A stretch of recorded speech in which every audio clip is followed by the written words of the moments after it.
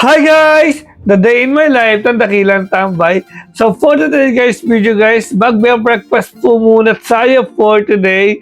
So later on, lalabas tayo for dinner kasi kakain tayo sa KFC. Hilig ko po talaga kumain guys sa KFC kasi guys, ang sarap-sarap po talaga ng kanilang mga side dishes guys. And guys, nagsaing na nga po pala ako ng rice. Ayan, o diba? Isa't kalahating gatang kasi guys, mag-isa lang po kasi ako din sa bahay. And magluluto ako mamaya ng burger patties and egg. Napakaganda po talaga ng combinations niyan every morning. Kaya guys, super duper sarap po talaga ng aking breakfast later on. So, mapapahinga po muna ako dito. Then later on, I will do to cook my breakfast. So, let's go!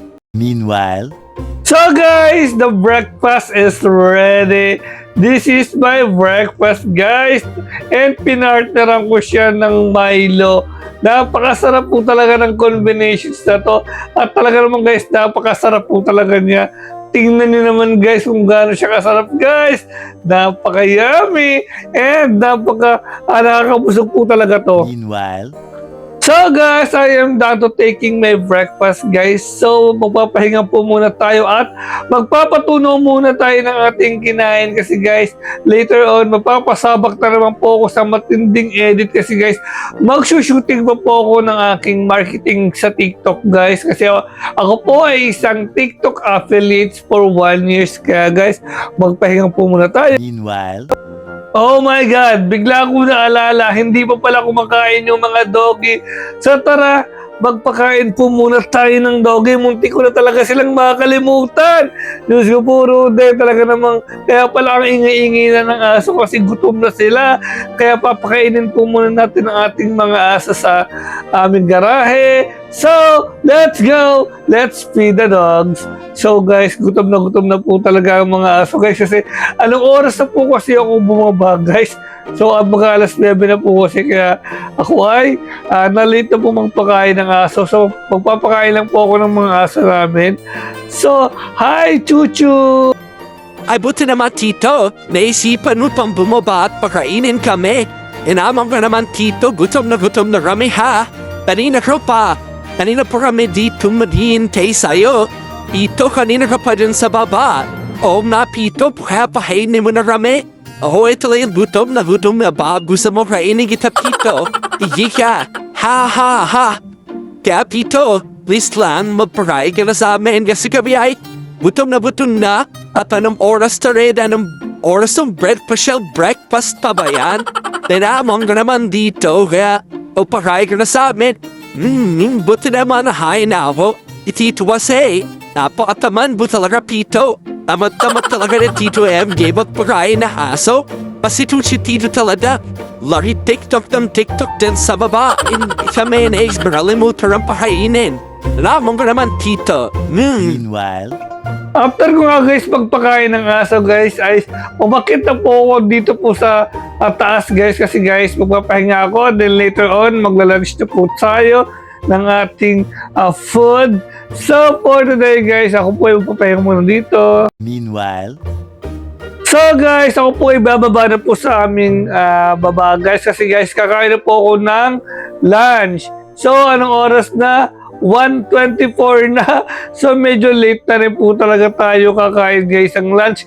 So tara, kain tayo ng ating lunch. Magpiprito lang po ako ng pork then rice. Yun lang po yung aking lunch for today.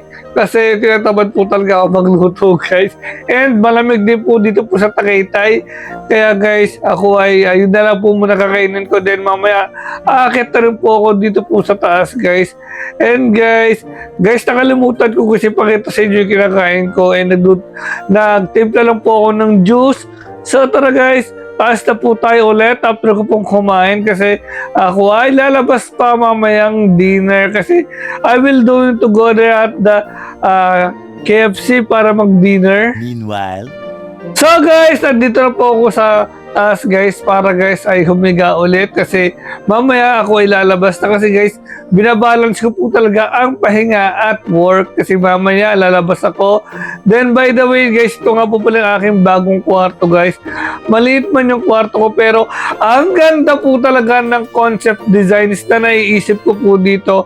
Actually guys, meron na po akong designs na nabuo guys, and industrial concept designs nga po pala yung aking gagawin dito, and samahan nyo ako guys sa journey ko sa pagpapaganda ng aking kwarto pag po may budget na. Meanwhile, So guys, it's dinner time. After a few minutes guys na pag-lunch natin kanina, tayo ay kakain na sa KFC guys. Masarap po talaga kumain doon sa KFC kasi guys, ang gusto ko po talaga sa KFC guys is yung kanilang mga side dishes na parang kinakainan ko po sa isang medyo mahal guys na restaurant. And sulit naman po kumain po doon sa KFC to. So tara guys, kain tayo, and nakalabas na po ako ng bahay namin, and palabas na po ako ng subdivision po namin para po pumunta po sa KFC.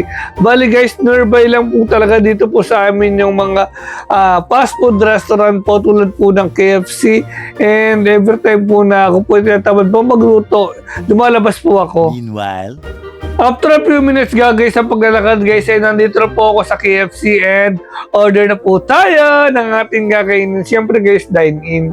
Alam nga namang i-take out ko pa yan. So, ang order na natin ay overload the chicken. Bali guys, trip ko po guys umorder ng may kasama ng zinger para makain ko siya pag ako'y nagutom, kasi every time po na every 12 guys ako po nagugutom po talaga, kaya naghahanap po talaga ako ng machichibog. So para ready na at para may makain ako mamaya, may zinger na po yung aking order, and ito po siya 295. Okay lang po yung presyo niya kasi may zinger naman. Medyo mataas siya pero complete meal na po kasi to. So meron na po siya drinks, dalawang side dishes, and malaking zinger. Kaya napaka worth it na po talaga to. So magbayad na po tayo sa ating in order. Ayan, debit card of course. Ayan. So okay lang naman po yung kanyang presyo guys. Kaysa naman po order pa tayo na separate order ng zinger. meanwhile, After a few minutes nga guys, ay dumating na po yung aking in-order.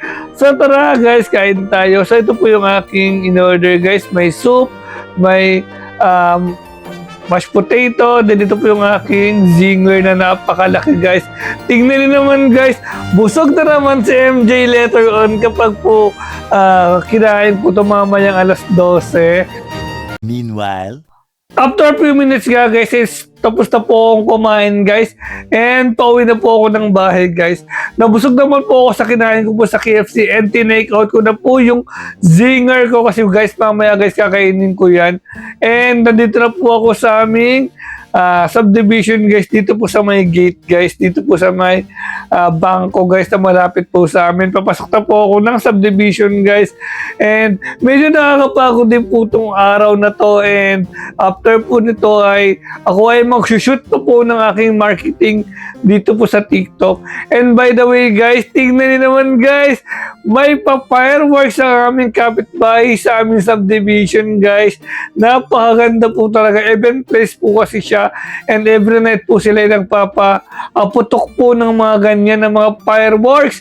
Ang ganda guys sa eyes, sobrang ganda talaga, very nice. Araw-araw talaga sa kanila ay bagong taon, and tingnan niyo naman guys, ang ganda talaga guys ng kanilang fireworks. Sobrang nice talaga ng kanilang fireworks display po dito po sa Pagi Heights.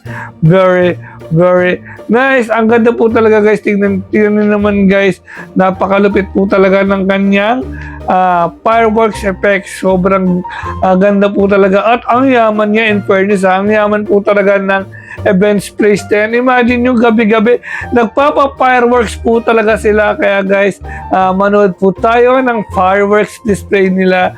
Very nice. meanwhile, After a few minutes nga guys, ay nakarating na po ako dito po sa aming bahay guys, at nagpapahinga na po ako kasi guys, mag-shoot na po ako ng aking marketing. meanwhile, So guys, it's shooting time. So dito ko na rin po tatapusin ang aking vlog. Thank you so much guys for watching and please subscribe my YouTube channel, MJM Vlog. So yun lamang po. Bye-bye.